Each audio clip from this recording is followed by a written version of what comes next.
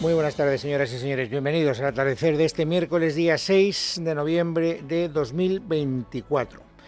Bueno, nos habían contado todos los expertos que íbamos a asistir a una riña electoral súper estrecha, de photo finish, entre Kamala Harris y Donald Trump, que son los dos candidatos, eran los dos candidatos a convertirse en presidente de los Estados Unidos. Y resulta que de eso nada monada. Es decir, que al final la victoria de Donald Trump, que yo doy ya por conocida, a estas alturas creo que no les estoy descubriendo ningún dato que ustedes desconozcan, ha sido abrumadora. Y además lo miremos por donde lo miremos. Ha ganado Trump en votos electorales, ya tiene de hecho la mayoría absoluta de los votos electorales, que estaba situado en 270 y de momento ya tiene 277 y aún faltan 37 por contabilizar, y sobre todo ha ganado en voto popular. Se decía que Kamala Harris podía tal vez ganar en voto popular, aunque Trump pudiera ganar en votos electorales. Bueno, pues la victoria de Trump también en voto popular ha sido abrumadora, incontestable. 3,5 puntos de diferencia, lo que supone más de 5 millones de votos de diferencia en favor de Donald Trump. Y también nos habían dicho que todo iba a depender de cómo se comportara el voto en algunos estados clave. Se hablaba de Pensilvania, de Georgia, de Carolina del Norte, de Michigan, de Arizona, de Wisconsin y de Nevada. Y luego uno analiza el comportamiento electoral de cada uno de esos 7 estados clave, y es que Trump ha ganado en los 7. Es verdad que en algunos no ha finalizado todavía el recuento, pero muy mal se tendrían que dar los últimos conteos de votos para que el pronóstico cambiara. Es decir, que va a ganar en los 7. Bueno, lo de menos es que los demóscopos se hayan equivocado. Lo demás es que a partir de ahora se abre un escenario en Estados Unidos con un absoluto dominio republicano, porque ya no solo es que el presidente en la Casa Blanca sea el señor Trump, sino que además en el Senado y en el Congreso va a haber mayoría republicana. Por lo tanto, todo el poder va a estar en manos de Donald Trump.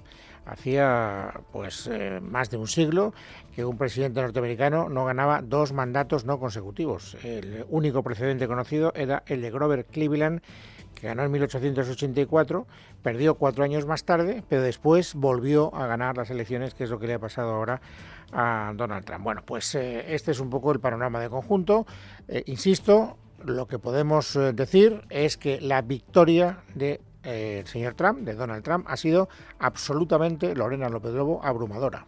Triunfo arrollador del líder republicano, que anoche no solo logró una incontestable victoria en las urnas, sino un poder prácticamente omnímodo para cambiar Estados Unidos de arriba abajo, tras lograr además el control del Senado. Todo indica que también el de la Cámara de Representantes e incluso el del Tribunal Supremo, donde cuenta con mayoría de jueces conservadores.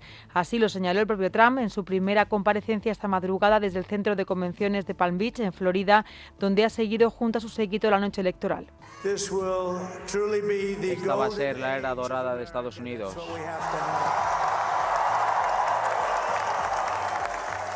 Es una magnífica victoria de la gente americana que nos permitirá hacer que América sea grande otra vez.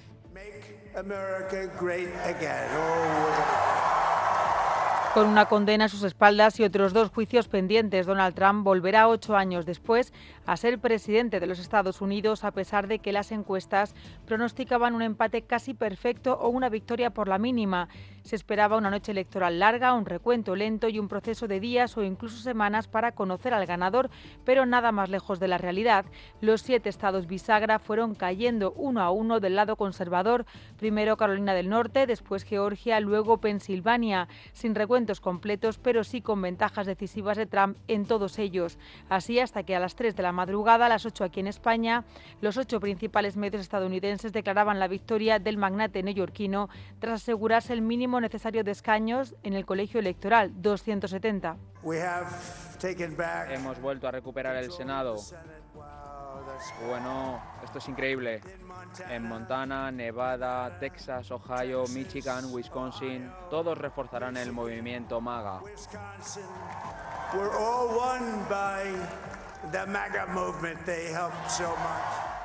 La victoria es de una escala aún mayor que la que obtuvo en 2016, ya que a diferencia de ese año ante Hillary Clinton, Trump también se ha impuesto en el voto popular.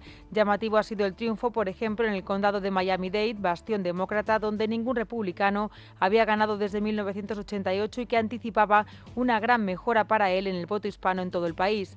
El que será el presidente número 47 de Estados Unidos se ha comprometido a luchar hasta el último aliento por reconstruir América y ha presumido de estar protegido por Dios. Mucha gente me dijo que Dios protegió mi vida por una razón. Y esa razón es salvar nuestro país y devolverlo a su grandeza. Haremos juntos esa tarea. De la euforia a la tristeza, con ambiente de funeral en el cuartel general de los demócratas en la Universidad de Howard en Washington, donde el copresidente de campaña de Kamala Harris salió a las 12 menos cuarto de la noche para anunciar que la candidata no hablará hasta el jueves, tiempo para digerir una derrota demoledora de la vicepresidenta estadounidense, mucho más dura de lo que nadie esperaba, ya que ni siquiera ha logrado entusiasmar a los afroamericanos, a pesar de que más del 85% han optado por ella.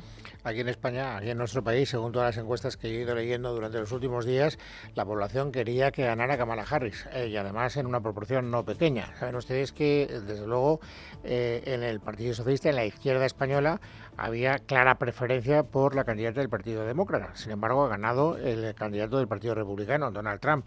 El ministro de Asuntos Exteriores, que es del PSOE, el señor Álvarez, no ha tenido más remedio que ejercer como diplomático. Ha felicitado, también lo ha hecho Pedro Sánchez, por cierto, al vencedor, y después, en voz alta, ha dicho esto. La victoria electoral de Donald Trump ha sido clara. Vamos a esperar a que llegue la nueva administración. Vamos a ver cuáles son sus primeros pasos. Pero insisto, Estados Unidos es el aliado natural de Europa. Y por lo tanto no espera grandes cambios, pero fíjense que habla de Europa, no habla de España, no habla de una relación bilateral. No sé muy bien qué relación tendremos bilateralmente hablando con la administración de Donald Trump. Y luego también ha hablado la secretaria general del Partido Popular. El Partido Popular, si hubiera que buscar alguna afinidad, alguna correlación política, está mucho más cerca de los republicanos que de los demócratas. Y Cuca Gamarra, la secretaria general del PP, no lo ha ocultado. Una victoria democrática incontestable. Le deseamos además todos los aciertos por el bien de los estadounidenses y también por el bien del resto del mundo. Ojalá vengan tiempos de avance, de entendimiento y de paz. Bueno, había que hacer esta referencia informativa porque es una noticia muy destacada, pero eso para nada significa que nos estemos olvidando de la situación que se está viviendo en Valencia. Van pasando los días, ya saben que hoy es el 8º día después de que aquella dana nos diera ese disgusto verdaderamente descomunal, terrible, y todavía hay algunas cuestiones que siguen pendientes. Yo me parece que desde el inicio esta pregunta la he formulado todos los días consecutivamente, sin ninguna excepción, un día tras otro. ¿Por qué diablos todavía los ciudadanos de Valencia no tienen claro quién coordina los trabajos de recuperación? Ahora ya estamos hablando de la recuperación, porque toda esa zona está devastada. Fíjense, esta mañana en el programa de Federico Jiménez Los Santos ha estado la alcaldesa de Catarroja, uno de los pueblos más afectados por la dana. Se llama Lorena Silvén y es del PSOE. Es interesante. En este caso es interesante. ¿Por qué?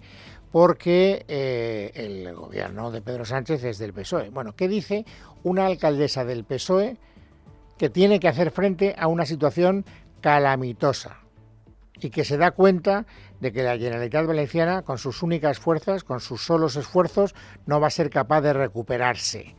Pues dice esto. En una semana, si no se le da salida a esto, la situación se puede complicar y por eso pedimos a la Generalitat que intervenga, que no podemos esperar un día más, que hemos esperado mucho, que sabíamos la magnitud, pero es que ahora tienen que destinar todos los recursos y dejar que el ejército nos intervenga. Es decir, esto supera a una administración. Aquí tienen que tomar el mando y tienen que actuar de una vez. Claro, pero para que eso suceda, tiene que decretar el gobierno, señora alcaldesa, el estado de alarma, que es algo que el gobierno no quiere hacer. Ayer escuchábamos al presidente del gobierno, Pedro Sánchez, en la rueda de prensa posterior al Consejo de Ministros, diciendo que eso restaría eficacia a la gestión. Es algo que no entienden ni siquiera los propios alcaldes del Partido Socialista, como acaban de escuchar. Anoche, en 13 Televisión, estuvo Carlos Mazón, el presidente de la Comunidad Autónoma, y él dejó claro que no se trata de que la Comunidad Autónoma le pida al gobierno que decrete el estado de alarma. que no haría falta que lo pidiera. La pregunta que le hacían es, ¿tenía el gobierno que haberse, que haber decretado motu propio, sin que nadie se lo pidiera, el estado de alarma? Bueno, el gobierno lo ha decretado en algunas otras ocasiones sin que lo solicite ninguna otra comunidad. Es que no es susceptible. Es que hay gente que piensa que merece la aceptación de la Generalitat Valenciana. Nosotros estamos a disposición de la mejor coordinación, del mejor despliegue que corresponda. Faltaría más. El gobierno tiene toda la información, tiene toda la dimensión del problema, incluso la tiene mayor porque conoce perfectamente todos los mecanismos del Estado. Y por lo tanto, si quisiera, podría hacerlo. No hace falta que yo se lo pida. Lo digo porque también esta es una explicación que hemos escuchado muchas veces estos días anteriores en boca de dirigentes políticos del Partido Socialista próximos al gobierno. Oiga, que es que no nos lo piden. Mazón dice, no se lo tenemos que pedir, usted tiene todos los datos encima de la mesa. Si cree que tiene que hacerlo, sencillamente hágalo. Y desde luego, yo no sé Mazón, pero el Partido Popular lleva desde el minuto 1, o por lo menos desde el minuto 2, para no exagerar, pidiendo que el gobierno se haga cargo de la situación. Y eso que la administración autonómica valenciana está en manos del Partido Popular. Se lo hemos oído decir muchas veces a Alberto Núñez Feijóo, que es el presidente del PP, el jefe de la oposición, y hoy lo ha vuelto a recalcar la secretaria general del partido. Es responsabilidad del gobierno cumplir con su deber. Y el deber de un gobierno es desplegar todos aquellos recursos que tiene a su disposición como gobierno de España cuando se produce una situación de esta envergadura en nuestro país. Cuca Gamarra hace estas declaraciones, pero no llega a ninguna conclusión. Lo digo porque hoy Santiago Abascal, el presidente de Vox, el otro gran partido de la oposición, de la bancada de la derecha en el Congreso de los Diputados, ha dicho algo parecido, pero ha llegado a una conclusión que no se ha atrevido a, secundar de momento. No sé si cambiarán las cosas el propio Partido Popular. Escuchen a Abascal. Declarar la emergencia nacional no era una opción. Era un deber inexcusable e ineludible. Y de manera consciente no lo hicieron. Ahora tendrán que pagar por ello. Puedo anunciarles hoy que Vox presentará una querella contra Pedro Sánchez y otros miembros de su gobierno por los delitos de homicidio imprudente y de omisión del deber de socorro. Bueno, pues lo cierto es que 8 días después todavía estamos dándole vueltas a una polémica que yo creo que no ha quedado para nada clara ante los ciudadanos y sobre todo ante los ciudadanos que están padeciendo en primera persona, en su propia carne, las consecuencias devastadoras de la Dana. Porque la descoordinación sigue siendo una tónica dominante en muchos de esos pueblos. Luego tendremos la oportunidad de acudir una vez más, un día más, a que nos cuenten las personas que están compartiendo con esa gente estos momentos de tanta angustia y volverán a escuchar muchos testimonios de gente que sigue sin entender por qué no hay presencia militar suficiente, por qué no llega la ayuda suficiente, por qué no se toman las medidas que cualquier persona que de verdad quiera ayudar debería tomar, etcétera, etcétera, etcétera. Por lo tanto, esta es, la gran cuestión y yo particularmente sostengo que todavía no tenemos ninguna explicación razonable. Pero ha habido hoy lugar y tiempo para analizar o para hincarle el diente a otras polémicas que también siguen acompañándonos casi desde el minuto inicial de esta tragedia tan terrible. Saben ustedes que se le ha reprochado, yo creo que con toda la razón del mundo, a Carlos Mazón que retrasara hasta las 8 y pico de la tarde el aviso a todos los valencianos de que que por favor se cuidaran porque teníamos encima una tormenta de consecuencias devastadoras. Bien, es más, luego también tendremos la oportunidad de escuchar el testimonio de alguna gente que recuerda cómo vivió aquellos primeros minutos y cómo nos cuenta, oiga, aquí nos avisaron a las 8 de la tarde, pero ya a las 6 y cuarto, desde los tejados, desde los terrados que se dice en Valencia, de nuestras viviendas veíamos cómo el agua se estaba llevando a los coches de una manera absolutamente enloquecida. Por lo tanto, que llegó tarde la alarma es algo absolutamente indiscutible. Le preguntaron anoche a Mazón sobre esta cuestión. Le dijeron, ¿por qué llegó tan tarde? ¿Por qué usted hasta las 8 y pico no dijo nada? ¿Por qué horas antes había dado el aviso de que la tormenta parecía que iba a desplazarse a una zona y que por lo tanto el peligro parecía que estaba empezando a mitigarse? Esta fue la explicación que hizo anoche en 13 el señor Mazón. Esa misma mañana la EMET habló de una alerta roja, como muchas que tenemos en la Comunitat Valenciana, que podría remitir a las 6 de la tarde. Dio ese parte. y nos lo remitió a todos. Cuando nos preguntaban los medios de comunicación, yo di el parte de la AEMET. Yo lo di. Y lo dio la delegada del Gobierno. Y lo dimos todos. Y luego a partir de las 6 de la tarde, de las 6:30 de la tarde, ya cerca de las 7 de la tarde, todo cambió. A mí, la verdad, que se sigue haciendo fuerte en esta argumentación, no es la primera vez que lo dice, también se lo contó a Carlos Herrera en la COPE hace 3 o 4 días, me parece un error mayúsculo. Pero bueno, el señor Mazón es muy libre de cometer los errores que le parezcan oportunos y en todo caso esa explicación es la que a él le parece la más pertinente. En otro medio de comunicación más reciente, hace un ratito, hace unas horas, el secretario de Estado de Medio Ambiente, que se llama Hugo Morán, ha dado una versión que no es demasiado compatible con la versión que da el señor Mazón. Escúchenla. Con la misma información que facilitó la Agencia Estatal de Meteorología y la misma información que facilitó la Confederación Hidrográfica del Júcar en tiempo real y sobre el mismo territorio, hubo administraciones responsables de la activación de planes de emergencia, de alertas, que pusieron en marcha esa maquinaria con carácter inmediato. A lo largo del día 29, a partir del momento en el que la AEMET lanza el aviso rojo, en torno a las 7 de la mañana, empiezan a tomarse decisiones por parte de distintos organismos e instituciones, ayuntamientos que dan la instrucción para suspender las clases, avisos para que la gente no circule, la Diputación de Valencia envía a los trabajadores a sus casas a las 2 de la tarde, la Politécnica de Valencia suspende las clases a las 2 de la tarde, con lo cual era razonablemente suficiente la información transmitida tanto por la Agencia Estatal de Meteorología como por la Confederación Hidrográfica del Júcar. Evidentemente sí.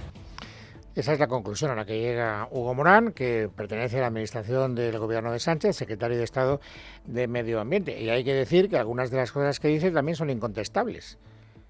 Con la información que tenía Mazón, hubo algunas instituciones públicas y algunos ayuntamientos, bien es verdad que pocos, que tomaron medidas y sin embargo el señor Mazón pues no difundió ese mensaje de alerta hasta las 8 y pico, cuando ya la gente estaba sufriendo en su propia carne las consecuencias terribles, devastadoras de esa dana. Es más, en algunas informaciones que ustedes han podido leer recientemente, yo leí, por ejemplo, lo que no me acuerdo si hoy o ayer, que me perdone Marisol Hernández, pero Marisol, que es una periodista estupenda, que es contertulia de este programa, cuenta cómo incluso Mazón se incorporó 2 horas tarde a las reuniones que se estaban produciendo en la Generalitat para tratar de evaluar la situación meteorológica después de los partes de la AEMET. O sea, que no parece que el señor Mazón pues haya brillado, digamos, por su rapidez y por su eficacia. A pesar de eso, en el Partido Popular, de cara afuera, yo no sé si de cara adentro, es decir, cuando no hay periodistas de por medio, cuando hablan entre ellos, están muy contentos con la gestión de Mazón. Tengo para mí que debe haber bastantes personas que están bastante enfadadas con la gestión de Mazón, empezando por el señor Núñez Feijóo. Pues esto es una impresión personal, no tengo información privilegiada, que nadie me atribuya cosas que no sé. Lo único que sé es lo que escucho.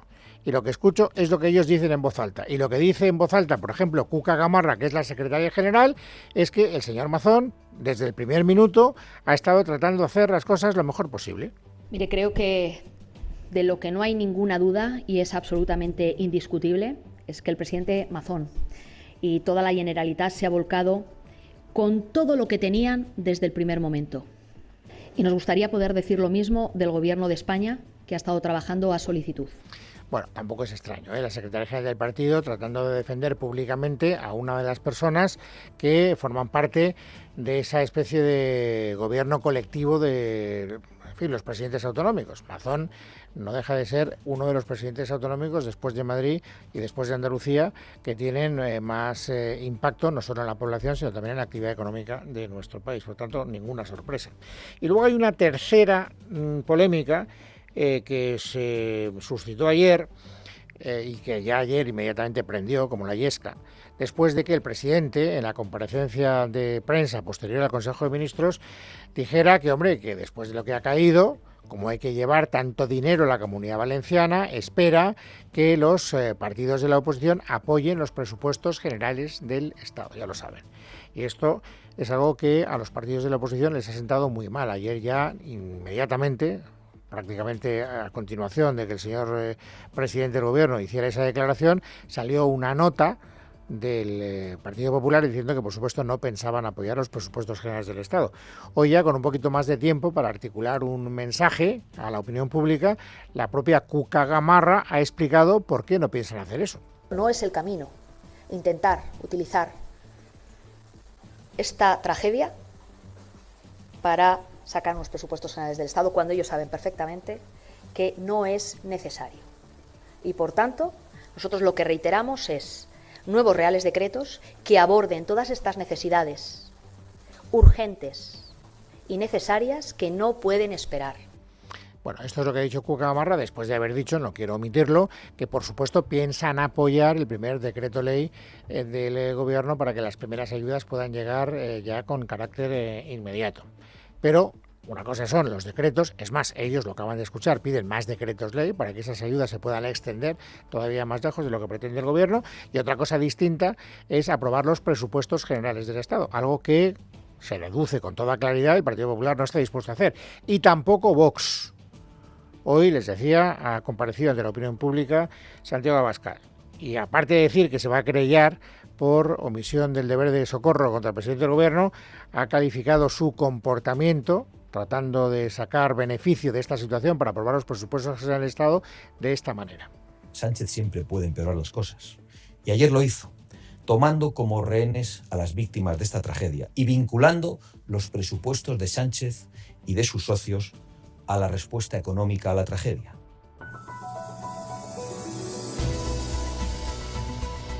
Bueno, es miércoles, es 6 de noviembre de 2024. Vamos amigos ahora a completar el paisaje informativo sobresaliente del día. Esther Nieto, bienvenida, buenas tardes. Buenas tardes, Luis. El juzgado de instrucción número 63 de Torrent en Valencia ha dejado en libertad provisional, sin imposición de medidas cautelares, al hombre de 41 años que ha sido detenido esta mañana, acusado de los delitos de atentado y desórdenes públicos por golpear con una escoba el vehículo de la comitiva del presidente del gobierno, Pedro Sánchez, durante la visita que realizó el pasado domingo a la localidad de Paiporta junto a los Reyes y el presidente valenciano Carlos Mazón. Fuentes de la investigación han informado sobre el arresto de este hombre. Nació en Paiporta, residió en una localidad cercana y no tenía antecedentes penales. Aunque por el momento el juzgado no le ha impuesto medidas cautelares, el detenido continuará bajo el marco de una investigación que sigue abierta. Mientras tanto, el Boletín Oficial del Estado ha publicado el Real Decreto Ley con el primer paquete de medidas para ayudar a los afectados por la DANA anunciadas ayer por el presidente del Gobierno, Pedro Sánchez.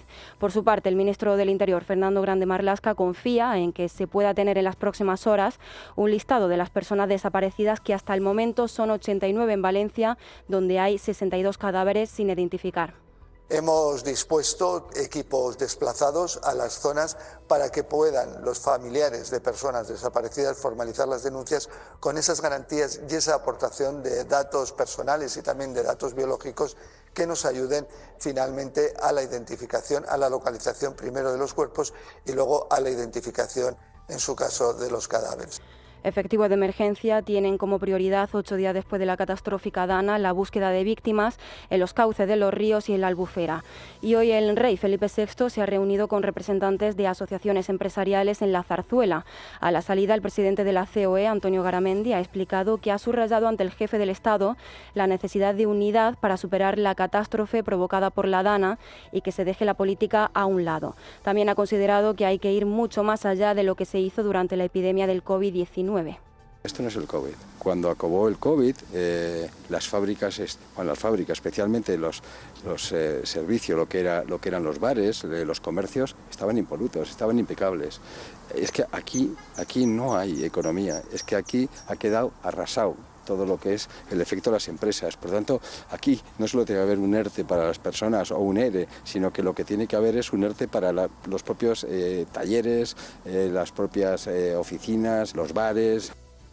Y en cuanto al tiempo, sepan también que la Agencia Estatal de Meteorología ha actualizado sus avisos de riesgo por lluvias en Baleares para decretar la alerta naranja desde las 9 de la noche de este miércoles en el levante de Mallorca y Menorca, donde podrían registrarse precipitaciones de hasta 40 litros por metro cuadrado en una hora.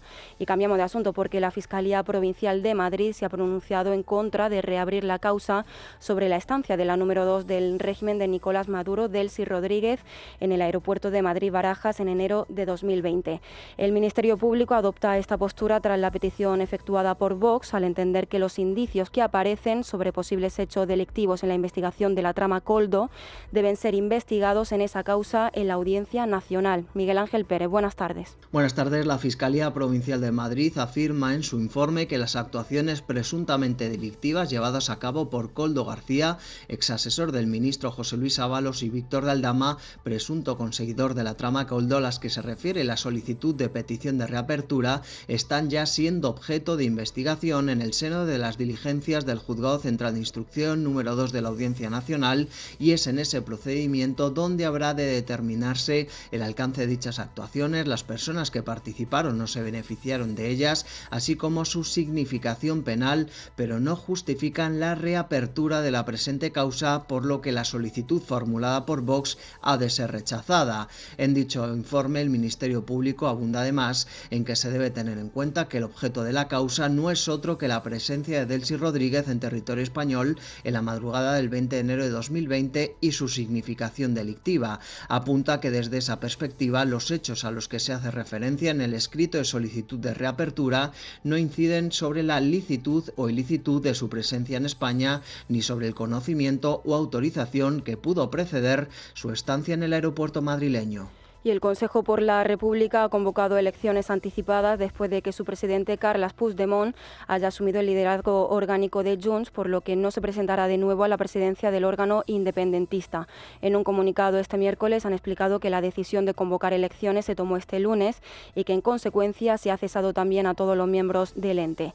Y el Pleno del Tribunal Constitucional ha declarado inconstitucional que las madres biológicas que han tenido un hijo en solitario no puedan alargar su baja de maternidad más allá de las 16 semanas. La Corte de Garantía justifica esta decisión en que es lo único que en la actualidad recoge la ley, porque omite de forma injustificada la situación de las familias monoparentales.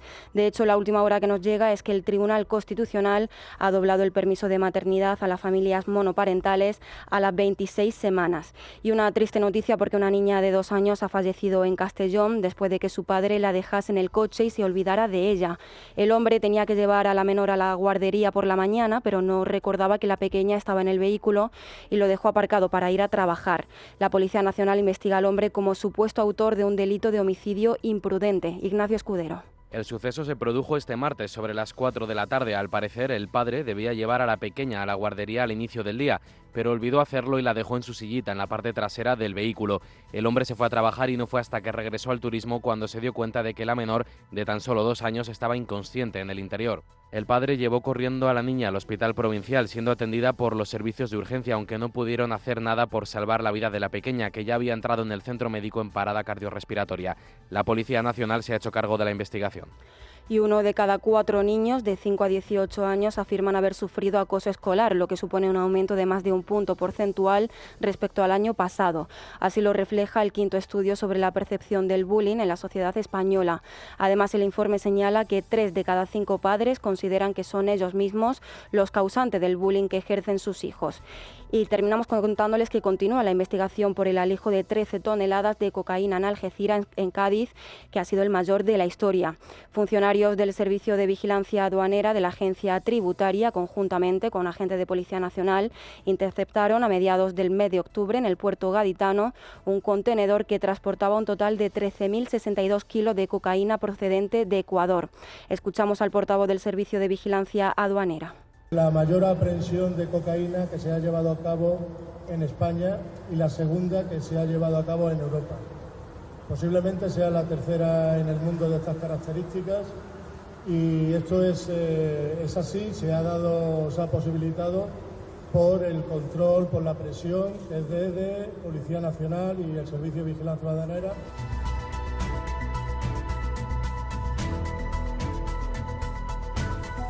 En Casa de Herrero, con Luis Herrero. Es Radio.